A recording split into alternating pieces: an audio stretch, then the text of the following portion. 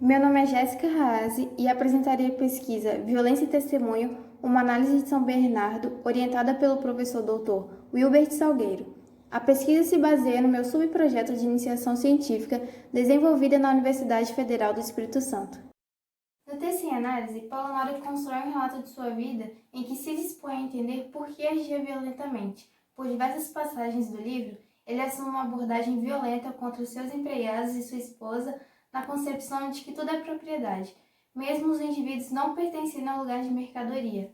No capítulo 21, há um grande momento de tensão na narrativa, em que Paulo Honório espanca seu empregado Marciano e Madalena reage à cena com espanto. A cena é longa e terrivelmente marcada por uma dicotomia. Enquanto Paulo Honório se enviesa na ação por uma rapidez enérgica, Madalena questiona a postura do seu marido em uma oposição insistente. O que seria um rápido espancamento que não geraria nenhum remorso ao protagonista, para Madalena é inadmissível e passível de insistência. No trecho, Marciano não pode se defender e nem formular a agressão sofrida pela relação de poder imposta na fazenda. Os problemas resolvidos com os naturalizados mulambos são por meio da brutalidade. Quem empresta sua voz é Madalena, que por isso criará uma zona de desconforto e será levada a um desfecho fatal.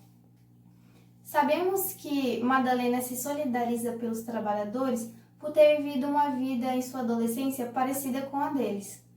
Paulo Honório não agride fisicamente Madalena, mas é ciumento e estabelece mecanismos que ratificam a violência contra ela.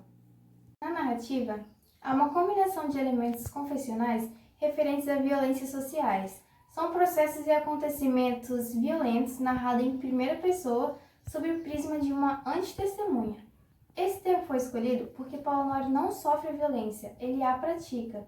A perspectiva do testemunho é contar a história dos vencidos, mas nesse caso, o confessor e a testemunha é o próprio algoz. Os elementos textuais levam a crer que a confissão é uma expurgação de uma vida mal-sucedida.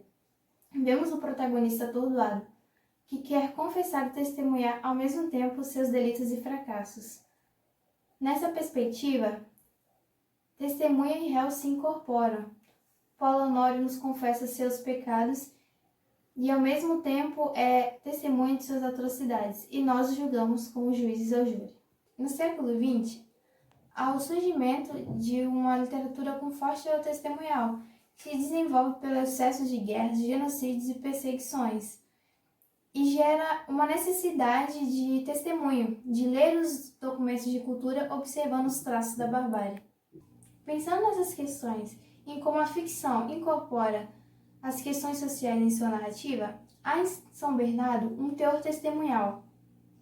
O discurso cultivado por toda a narrativa é contemporâneo aos anos de 1930 e autoritarismo e poder da historiografia brasileira. Mesmo que os eventos analisados na obra não sejam experiências limite de ordem pessoal, abrem em potencial uma possibilidade de elaborar e fazer justiça de um passado que ainda não passou, para as pessoas que ainda vivem nas condições análogas das do livro e das que não obtiveram justiça, porque, como afirma Márcio Seligman Silva, a memória, antes de ser individual, é coletiva.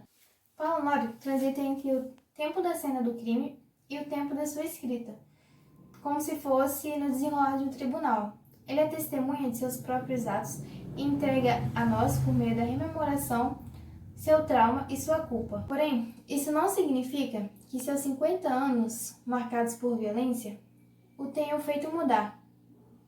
Ele compreende toda a violência cometida, porém ele normaliza. Ele entende, mas ele não elabora, ele se conforma. Da mesma maneira que vemos as marcas confessionais e testemunhais na fala do narrador, vemos que suas vítimas não puderam testemunhar. Não era possível, nas condições sociais delas, testemunhar contra um latifundiário, e por isso essas pessoas que seriam testemunhas são silenciadas.